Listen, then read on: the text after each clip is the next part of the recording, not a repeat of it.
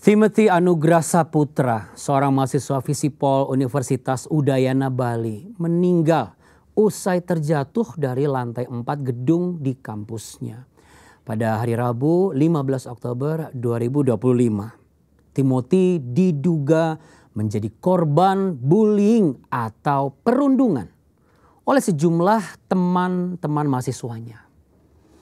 Dugaan ini muncul setelah beredar percakapan di grup WhatsApp yang isinya dinilai tidak pantas dan tidak berempati kepada Timothy. Kabar terakhir, polisi menyatakan bahwa kematian Timothy bukan akibat dari bullying. Sebelum Timothy, ada Aulia Risma, peserta pendidikan dokter spesialis di Undip, juga mengakhiri hidupnya karena perundungan dan kekerasan yang dilakukan oleh seniornya. Lebih tragis lagi, kasus serupa juga terjadi di tingkat pelajar, tepatnya di Grobogan, Jawa Tengah. Seorang siswa SMP meninggal dunia setelah menjadi korban bully teman sekelasnya.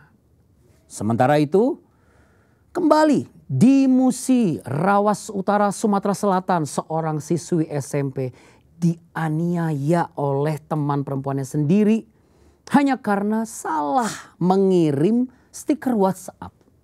Dari kampus hingga sekolah menengah, kekerasan dan perundungan kini seperti menjadi bahasa sosial baru yang menelan korban demi korban.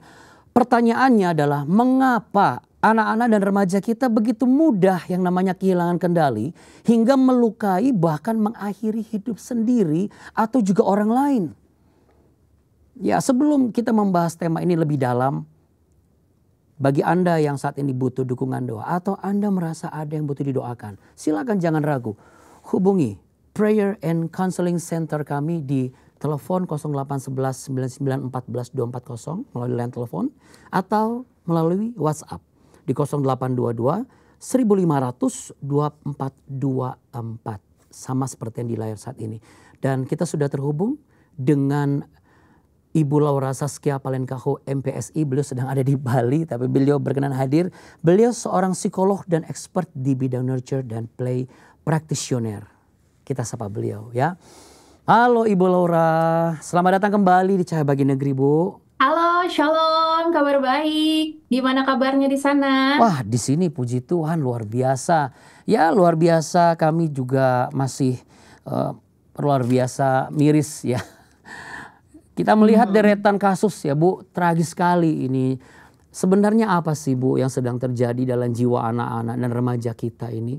Sehingga kok mereka gampang sekali yang namanya kehilangan kendali atas emosi dan juga kehilangan kendali atas tindakan mereka gitu. Apa yang sebenarnya terjadi?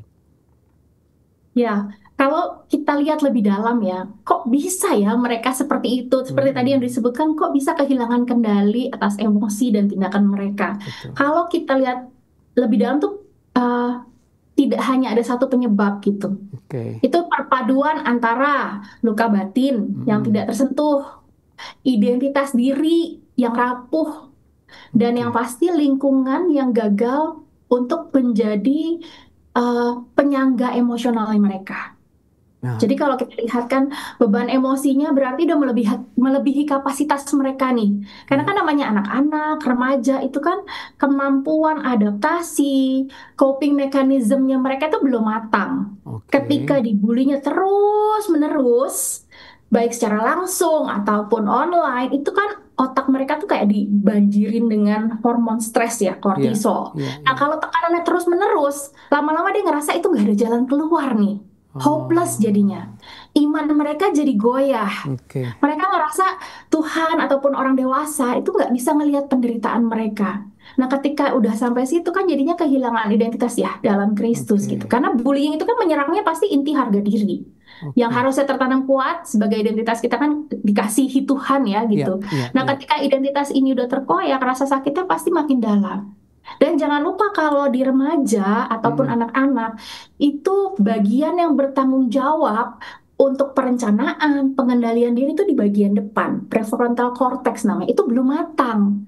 Matangnya itu pertengahan usia 20-an baru matang sepenuhnya. Jadi Oke. gabungan itu semua dan impulsivitas itu bisa memicu, ya itu ya tadi, kok bisa tanpa pertimbangan matang jadinya. Oke, tapi ini kan kalau kita melihat mungkin dari sisi sebagai korbannya ya. Kalau pelaku Ya, bullyingnya juga kok bisa gitu loh, remaja biasa terkenal baik, nice gitu ya di rumah hmm, gitu, di lingkungan sekolah. Tapi ternyata di luar dari sekolah dan rumah berubah menjadi pelaku kekerasan terhadap temannya, kayak kehilangan rasa empati gitu loh. Apakah ini juga karena si pelaku juga kehilangan identitas dirinya atau bagaimana, Bu? memang ya kesannya, dia kan kok baik-baik kok, nggak kenapa-napa gitu ya. Iya. Tapi kok ternyata pelaku kekerasan, kita kadang sebagai orang tua kayak ngerasa kecolongan, kok bisa gitu. Mm-mm. Tapi yang perlu kita perhatikan perubahan itu biasanya perlahan. Jadi itu pasti ada proses di dalamnya, ada kebutuhan psikologis yang mungkin nggak terpenuhi. Mm-mm. Bisa aja ada luka, ada tekanan sosial. Jangan lupa remaja itu kan Mm-mm.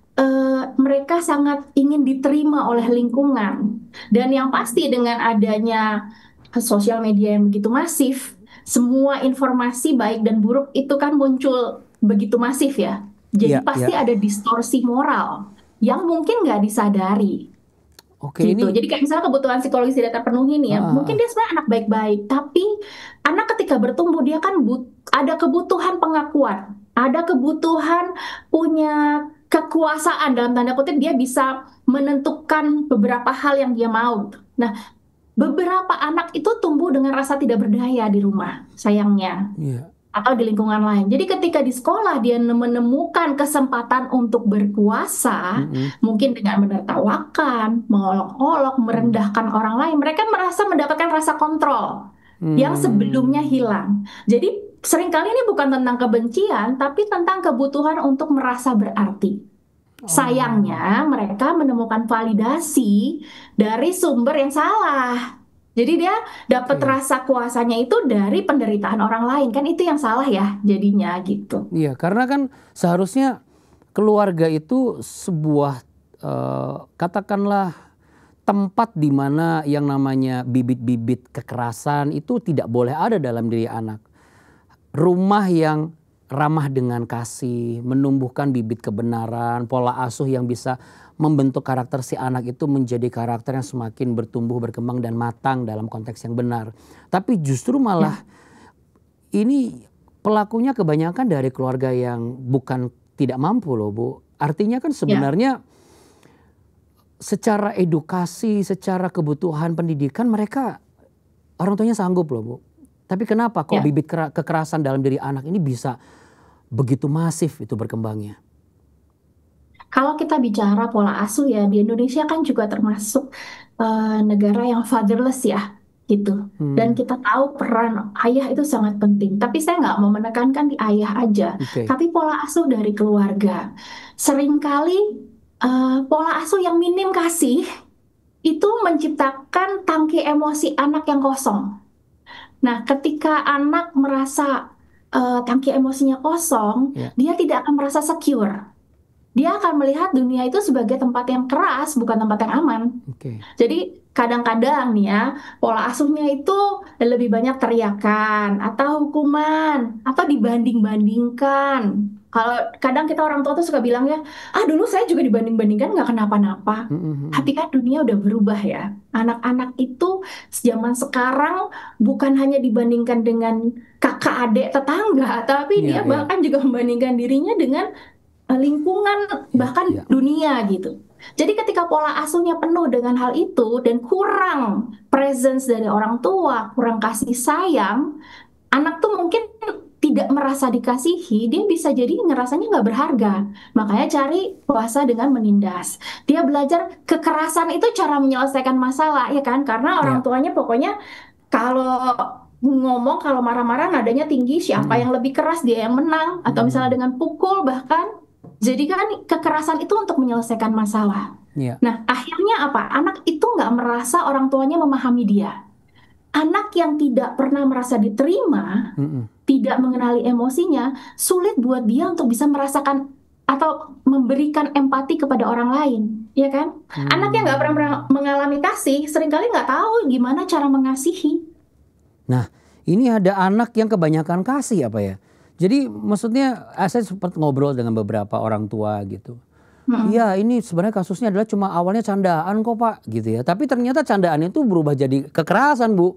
Sampai akhirnya terlibat orang tua. Nah, lalu timbul pertanyaan dalam benak saya, gimana nih caranya kita sebagai orang tua itu mau belajar untuk peka sehingga kita tidak terjebak dalam persepsi ini bercandaan nggak apa-apalah loh. Ternyata ini sebuah bullying yang merujuk kepada kejahatan, bahkan kekerasan, bahkan mengancam bahaya sampai nyawa gitu. Itu untuk bisa supaya orang tua ngeh dengan tanda-tanda bahaya seperti itu. Bagaimana cara latihannya Bu?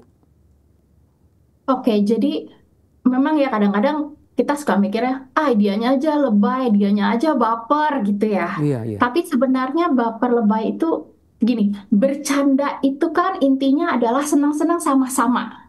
Nah, orang tua itu perlu bisa menegaskan ke anak bahwa kalau bercanda, pihak yang dibercandain itu udah nggak suka, artinya udah nggak bercanda lagi, udah berubah gitu. Karena berarti kan sudah tidak saling menghormati nih bercandanya. Iya. Tujuannya udah bukan ketawa sama-sama, Iya. tapi ngetawain orang lain. Iya Nah, betul. ketika satu pihak udah terhina atau takut, bahkan jadinya mau menjauh terus, tapi dipaksa untuk ikut tanda kutip bermain ya, bercanda, berarti itu udah terlewati. Nah, hal ini harus tegas, secara tegas orang tua mengajarkan pada anak. Karena kadang-kadang seringkali nggak usah jauh-jauh deh, kayak anak kecil ya dikelitikin, anak kecil udah ngebilang, udah, kita masih aja seneng-seneng gitu ya. Kadang kita sendiri tuh tidak mengajarkan batasan yang tegas juga gitu kepada anak, tidak membiasakan anak untuk bisa boleh menolak gitu. Iya. Kadang-kadang dari orang tuanya juga gitu. Iya. Jadi kita juga orang tua harus evaluasi juga nih. Jangan-jangan kita juga sering ngebully anak kita sendiri di rumah ini. Karena nggak bisa kontrol diri sendiri. Selalu melakukan kekerasan, terus ngomong yang nggak benar. Nah itu akhirnya ditiru sama anak kita. Jangan-jangan dia bisa, lalu dia terapkan ke temannya gitu kan. Itu yang tadi Ibu maksud take control tadi kan. Iya, betul. Tapi kalau dalam perspektif iman Kristen kan sebenarnya bukan take control ya Bu. Tapi lebih kepada self control atau pengendalian diri. Ya. Nah, kalau dari sisi Ibu secara psikologi ya, kunci untuk setiap orang-orang Kristen ini mampu secara aplikatif itu bisa memiliki cara untuk menghentikan lingkaran kekerasan dan mampu menerapkan self control ini setiap hari. Itu mulai dari mana? Oke, kita melihatnya saya sebagai psikolog Kristen ya gitu. Saya percaya pengendalian diri, self control itu bukan sekedar kemampuan psikologis pastinya untuk menahan diri. Tetapi itu kan merupakan buah dari pembaruan hati dan pikiran kita oleh Roh Kudus. Nah, itu yang perlu kita tanamkan ke anak, bahwa dia itu nggak berusaha memiliki self control sendirian gitu. Itu adalah buah dari ketika kita menyerahkan diri kita pada Roh Kudus. Jadi gini, ketika mengajarkan self control ke anak itu bukan karena takut dihukum atau bukan sekedar kamu harus mampu menahan amarah gitu, tapi justru kita perbanyak ke anak biar mereka tahu, sadar bahwa mereka itu dikasihi loh, dan mereka mau melakukan self control itu karena dia ingin menghadirkan kasih itu di dunia gitu. Jadi akarnya itu mungkin sedikit berbeda ya dengan pendekatan psikologi biasa gitu. Jadi di sini self control bisa jadi kunci memutus lingkaran kekerasan gitu, karena dia menghentikan reaksi berantai itu kan. Jadi dia nggak yang rasa sakit harus dibalas dengan sakit, nggak gitu, karena dia tahu sumbernya dia dari mana. Nah dari situ jadi akan ada ruang buat pemulihan, bukan pelampiasan. Jadinya beda gitu. Dari situ bisa menuntun seseorang untuk bertindak bukan dari emosi. Nah itu mesti diajarkan lah ya gitu. Kita ajarkan anak berdoa, mohon kuasa Roh Kudus untuk sesimpel apa mengendalikan jari, mengendalikan lidah sebelum berkomentar, terutama anak remaja ya gitu. Betul. Tapi dasarnya tuh harus benar, dari kebenaran. Betul. Bukan usaha dia sendiri. Betul. Ini seharusnya harus ada kesinambungan ya antara pengajaran yang benar tentang self control berdasarkan kebenaran firman Tuhan yang diterapkan di rumah oleh setiap orang tua, diberikan contoh dan nah ini dilanjutkan di sekolah gitu ya Bu. Iya, betul. Harus ya? Sinergi ya semuanya, nggak bisa sendiri kan? Ya supaya kan sekolah hanya... juga jadi tempat aman buat anak-anak gitu, bukan tempat untuk perlombaan citra diri gitu kan. Ya. Gini ya, sayangnya banyak sekolah punya campaign anti-bullying, pasang poster.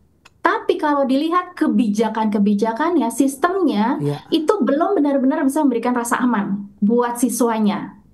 Maksudnya gimana? Gini, kalau bikin rasa aman tuh berarti kebijakannya itu harus konsisten. Jadi zero tolerance gitu. Aturannya jelas, hukumannya mendidik. Tapi dan yang pasti diterapkan tanpa memandang status orang tua ya. Terkadang itu tuh juga gitu ya. Nah, yang pasti kalau udah ada disiplin, teguran, itu harus diikuti bimbingan. Nggak bisa hanya dikasih hukuman. Gak bisa, baik terhadap pembuli maupun yang dibully itu harus ada counselingnya. Karena dua-duanya kan kita lihat akarnya kan ada hati yang terluka di dua-duanya. Jadi harus ke situ. Terus kita bisa nih, simpelnya kita bikin sistem, misalnya body system. Jadi anak-anak itu memang dibiasakan untuk berempati. Maksudnya gimana?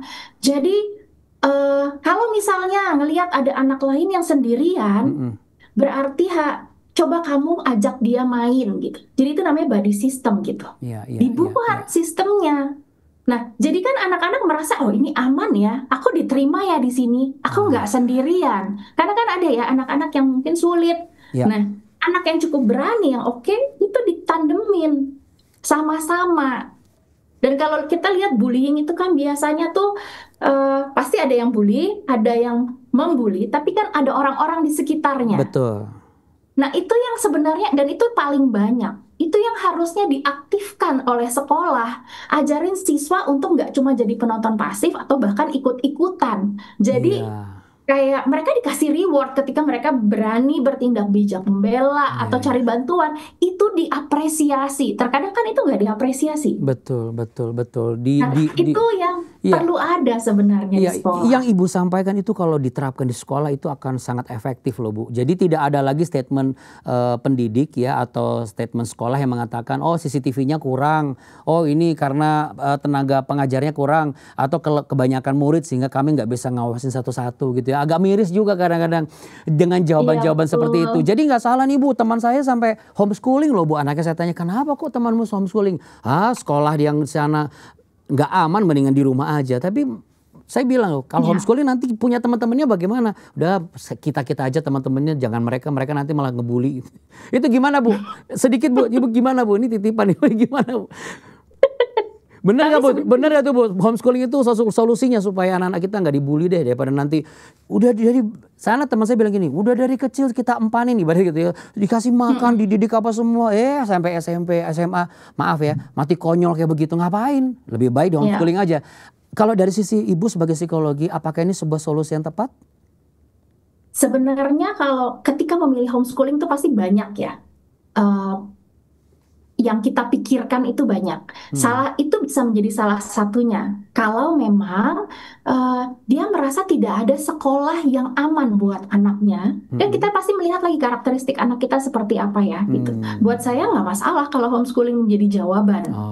Karena kalau kita khawatir soal sosialisasi, anak homeschooling itu punya kok opportunity untuk sosialisasi. Bahkan mereka juga punya opportunity untuk sosialisasi tidak hanya dengan anak sebaya, tapi juga pasti dengan jenjang usia yang berbeda-beda gitu. Punya positifnya juga banyak gitu dari homeschooling.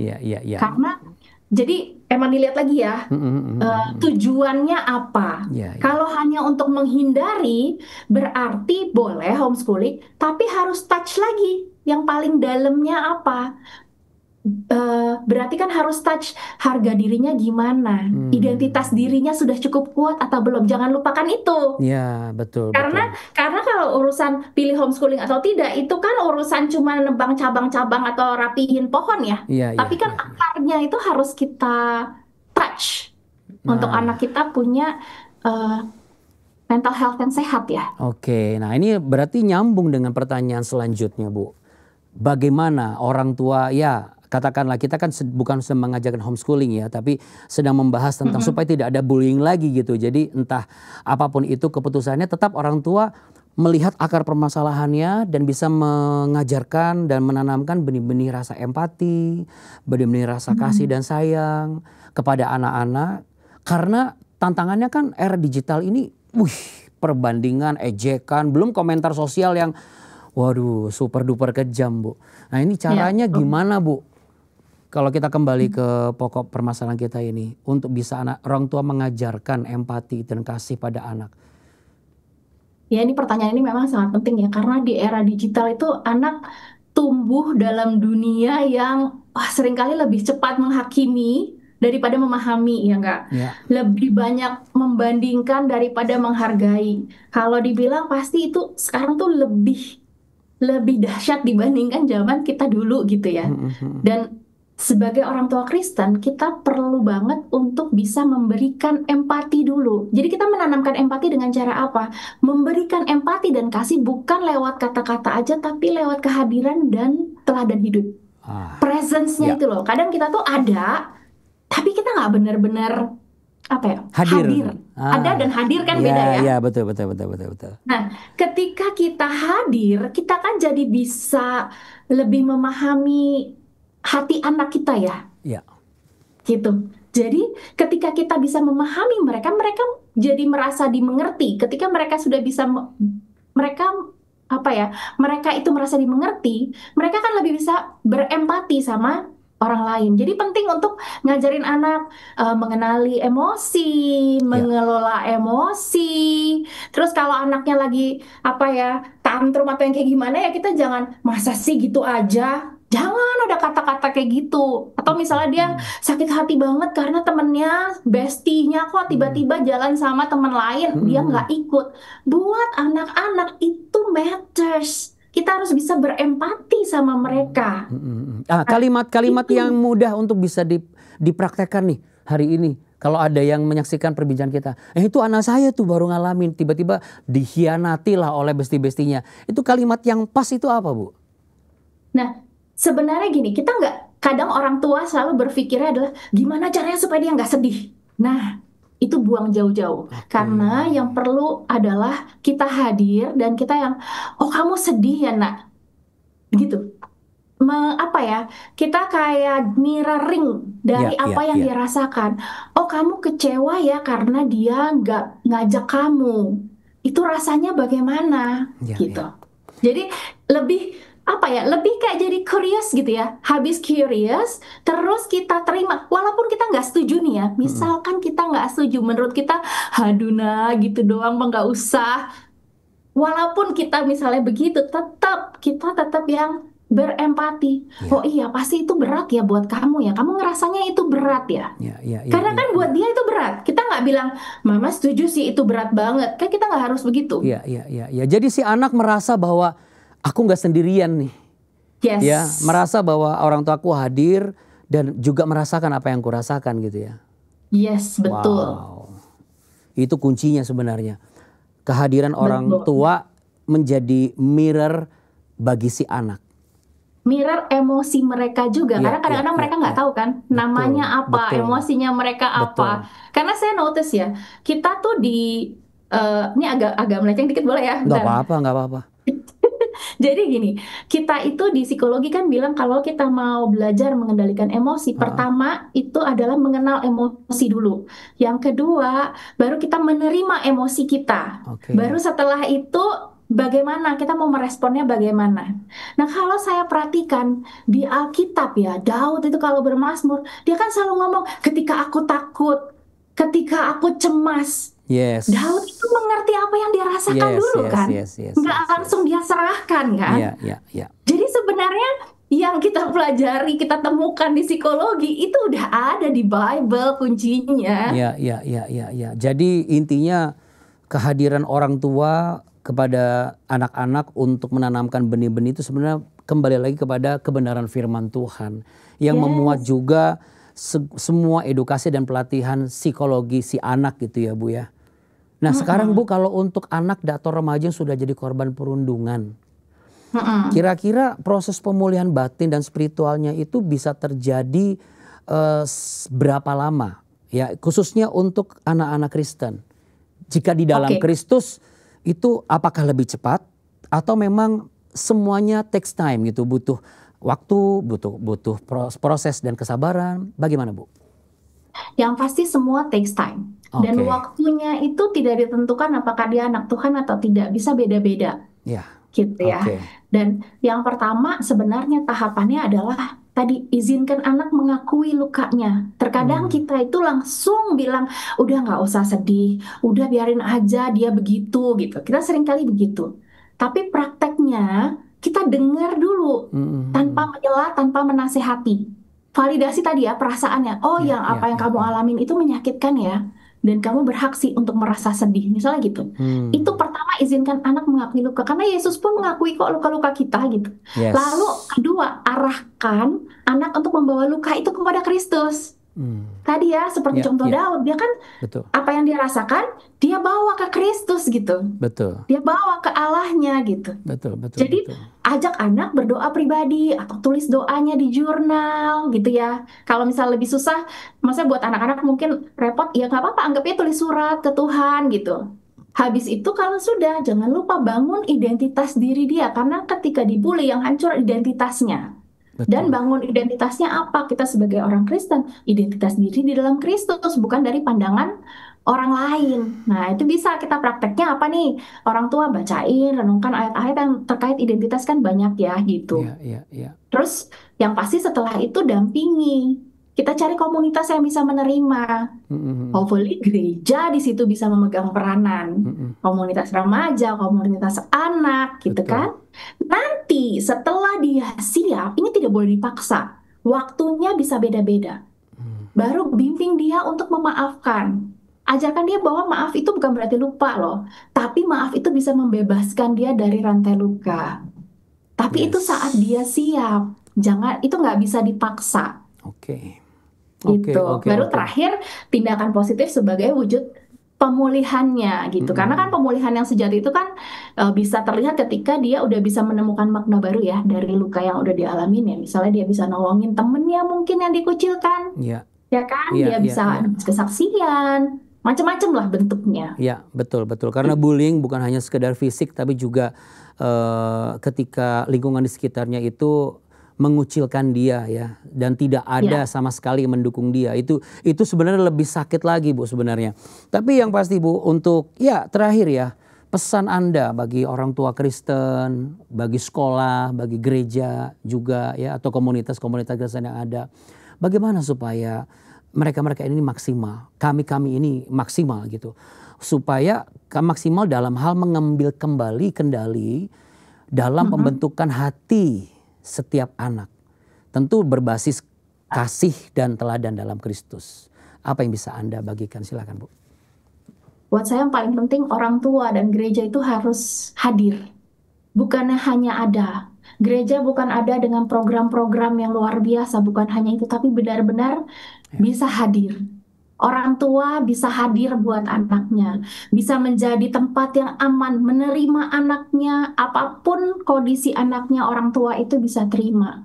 Ciptakan rumah itu sebagai bait Allah, tempat yang aman, tempat kasih. Stop kritik yang menghancurkan, tapi ganti bimbingan yang membangun dalam kasih. Dan buat gereja juga jangan, kalau menurut saya gereja itu nggak boleh tutup mata dan tidak pernah berbicara terbuka tentang bullying, tentang mental health, tentang resiko bunuh diri gitu. Itu gereja harus speak up soal itu. Mungkin gereja bisa mengadakan seminar tentang hal itu, bagaimana pandangan psikologi, bagaimana pandangan dari pendeta gitu ya, dari teologi seperti apa. Jadi kita ajarkan. Dan dari gereja itu menurut saya yang sangat penting adalah pemimpin anak atau remaja, kakak sekolah mm, mm, minggu, mm. kakak kakak remaja gitu ya. Mereka itu juga dapat pelatihan mental health first aid gitu, psychological first aid. Itu tuh ada tuh. Ah, Sehingga mereka bisa mulai mengenali nih kalau ada tanda bahaya itu paling nggak tuh mereka udah bisa aware. Jadi mereka bisa meresponnya udah bisa lebih bijak sebelum terlambat, dan kalau memang perlu nanti mereka bisa diskusikan sama orang tua yang kemudian mungkin kalau perlu konseling lanjutan bisa dilanjutkan gitu. Oke, Bu, pertanyaan terakhir dan namun praktis nih, Bu. Kalau seandainya anak-anak kita jadi korban tindakan kekerasan baik itu secara mental maupun secara fisik, menurut Ibu bagusnya itu sebenarnya orang tua itu datang ke sekolah juga, marahin anak pelaku pembuli ini, atau bagaimana langkah bijak dan tepatnya? Silakan. Dari orang tua ya, langkah bijaknya. Kalau anaknya udah lebih udah kayak SMA, udah pokoknya udah lebih lebih tua lah ya gitu. Itu berbeda biasanya sama yang lebih anak-anak. Kalau yang anak-anak banget, kita langsung aja ke sekolah. Kalau itu terjadi di sekolah, biarkan sekolah menjadi penengah, bukan kita sendiri yang langsung ke orang tuanya. Kalau sekolah tidak bisa, baru mungkin bisa kita langsung ke orang tuanya ya, untuk cari penyelesaian. Oke. Kalau yang udah remaja ke atas, biasanya kita lebih ngobrol dulu sama anaknya, karena yang penting anaknya dulu merasa dia disupport. Nanti kita diskusi sama-sama, kamu mau mama bawa ini ke sekolah gitu. Itu diskusi sama-sama. Kalau anaknya belum mau, kita cari encouragement. Bukan encouragement ya, maksudnya kalau anaknya misalnya takut apa segala macam, bisa juga kita larinya ke konselor dulu untuk memberikan anak itu lebih tahu ya gitu, buat ada pemulihan segala macam. Nanti baru sama-sama kita ke sekolah. Kenapa? Karena kalau misalnya kita buat anak remaja ke atas, kita langsung ke sekolah, abis anak cerita, padahal anak nggak mau, anak jadi ngerasa, aduh aku nggak mau cerita ke mama, nggak mau cerita ke papa. Nanti yang ada aku tambah repot. Nanti aku tambah dibully setelah ini. Itu kan bisa. Nanti malah jadi nggak mau cerita sama kita. Jadi pendekatannya agak berbeda. Iya. Sebenarnya banyak sekali nih di dalam benak saya yang mungkin juga mewakili setiap orang tua untuk menanyakan banyak hal kepada Ibu Laura. Tetapi ya lain waktu kami akan undang kembali.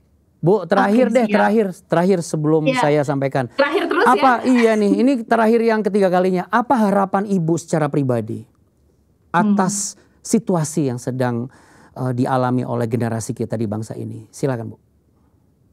Harapan saya sih semua itu bisa bersinergi untuk membuat lingkungan yang ramah anak, sekolah yang ramah anak, rumah yang ramah anak, gereja yang ramah anak. Itu benar-benar harapan saya sih. Dan orang tua juga berani untuk berjalan dalam kebenaran ya gitu. Menyikapi bullying ini, karena terkadang kita sebagai orang tua suka kitanya udah panas duluan gitu ya, tapi kita pun harus bisa percaya Tuhan itu punya rencana yang indah buat anak-anak kita. Amin, amin. Ya, kalau nggak panas duluan terlalu cuek duluan ya Bu ya. Oke deh, saya percaya apa yang kita bicarakan jadi berkat, dan tentunya segenap kami semua dari tim Cahaya Benih juga bersama Ibu juga, kita tentunya juga merasa prihatin untuk semua adik-adik kita ya yang harus menjadi korban bullying. Tetapi kita berharap apa yang kita bicarakan ini dapat mencegah terjadi kejadian yang serupa. Ibu Laura, terima kasih banyak Bu. Selamat melayani dan semakin banyak mengedukasi keluarga dan anak-anak muda generasi emas di masa yang akan datang. Tuhan Yesus memberkati Bu. Terima kasih, Tuhan Yesus memberkati. Perundungan tidak hanya terjadi di sekolah. Perundungan bisa lahir dari rumah, dari cara kita berbicara, dari bagaimana kita menanggapi kesalahan, bahkan dari bagaimana kita memperlakukan orang yang berbeda dari kita. Setiap anak yang kehilangan kendali adalah tanda bahwa ada keluarga yang kehilangan komunikasi, kehilangan rasa empati, atau bahkan kehilangan waktu untuk benar-benar hadir bagi anaknya, tidak hanya ada. Karena itu mari mulai dari hal sederhana tapi nyata. Belajar dengarkan anak-anak kita setiap hari. Ajar mereka untuk berani meminta maaf dan juga mengampuni. Mari kita konsisten membangun budaya keluarga yang terbuka, komunikasi yang jujur dan penuh kasih. Dan bila kita melihat ada tanda-tanda bullying di sekolah, janganlah kita diam. Segera laporkan. Kita harus dukung korban, libatkan guru, libatkan gereja untuk bisa secara bersinergi untuk bertindak. Generasi ini sedang berteriak minta ditolong. Bukan dengan ceramah, tapi dengan teladan dan tindakan yang nyata. Mari kita menjadi bagian dari perubahan itu. Keluarga yang hadir, gereja yang peduli, dan masyarakat yang berani melawan kekerasan dengan kasih tanpa tebang pilih. Jika video ini dan pembicaraan kami menyentuh hati Anda jadi ingat ada orang-orang lain yang membutuhkan informasi ini, atau Anda tergerak untuk membagikan kepada orang tua lain, guru yang Anda kenal, bahkan rekan sepelayanan Anda, silakan. Jangan lupa untuk beri tanda like, share, dan bagikan, tag kepada mereka, supaya tidak terjadi hal yang serupa. Mari kita selamatkan generasi kita, generasi masa depan. Gefariel Bana menjadi anak yang sulit yang namanya mendengar apa yang dikatakan orang tuanya. Bagaimana ini bisa terjadi? Berikut kisahnya.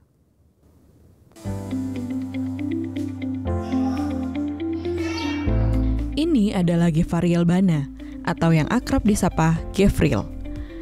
Dulu, ia adalah anak yang sangat aktif dan sulit duduk diam. Waktu sebelum bergabung di PAUD, kadang dia tidak suka dengar-dengaran. Mungkin karena dimanja juga oleh bapaknya. Jadi kalau disuruh ini, nanti dia bilang sebentar, tiba-tiba tidak mau ikut. Tapi dengannya bergabung di PAUD, dia ada perubahan. Kalau disuruh belajar, dia belajar. Dan disuruh melakukan sesuatu pun dia lakukan. Kadang kalau mau tidur malam pun dia yang ajak, "Mama sebelum kita tidur biar Gefril yang berdoa malam ini." Dengan pendekatan yang tepat, perubahan mulai terjadi. Program Super 5, khususnya materi Aku Sayang Diriku, membantu Gefril memahami pentingnya disiplin dan menghargai diri sendiri.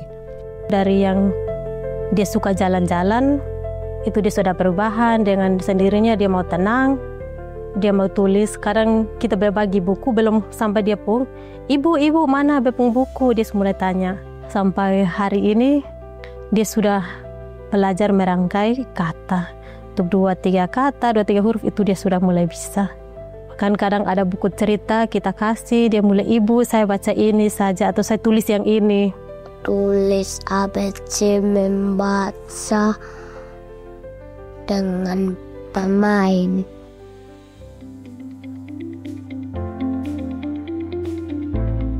Tidak sampai di situ saja. Sejak PAUD Batu Karang Nonohonis tempat Gefril bersekolah, mendapatkan program sarapan bergizi dari Obor Berkat Indonesia, Gefril juga mengalami perubahan. Suka sayur, bubur kacang, telur rebus, susu.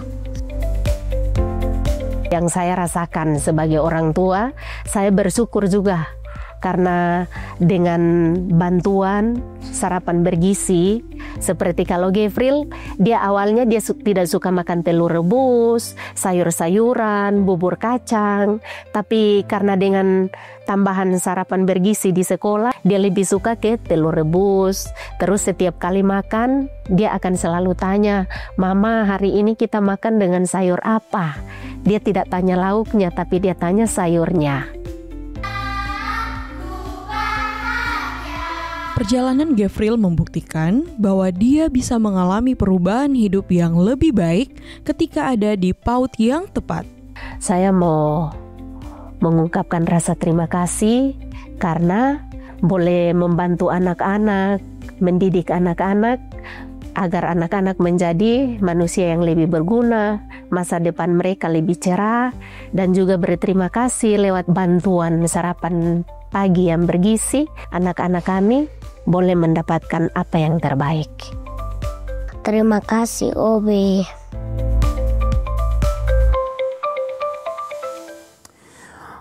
Program Super 5 dirancang untuk mendukung memuridkan anak usia dini. Materi-materinya disusun untuk membentuk anak memiliki karakter sesuai firman Tuhan. Anda pun bisa turut ambil bagian dan bergandengan tangan bersama kami untuk melakukan program pemuritan ini dan berbagai pelayanan kemanusiaan CBN Indonesia. Mari, saatnya bergabung menjadi mitra CBN. Di layar sudah ada QR Code yang bisa Anda scan langsung. Anda bisa juga langsung berdonasi dengan e-wallet Anda. Kalau Anda butuh informasi lebih lanjut, langsung saja juga kunjungi donasi.jawaban.com. Terima kasih atas dukungan Anda. Wow, firman Tuhan hari ini. Marilah kepadaku semua yang letih, lesu, dan beban berat. Aku akan memberi kelegaan kepadamu. Demikian firman Tuhan Yesus dalam Matius pasal 11 ayat yang ke-28.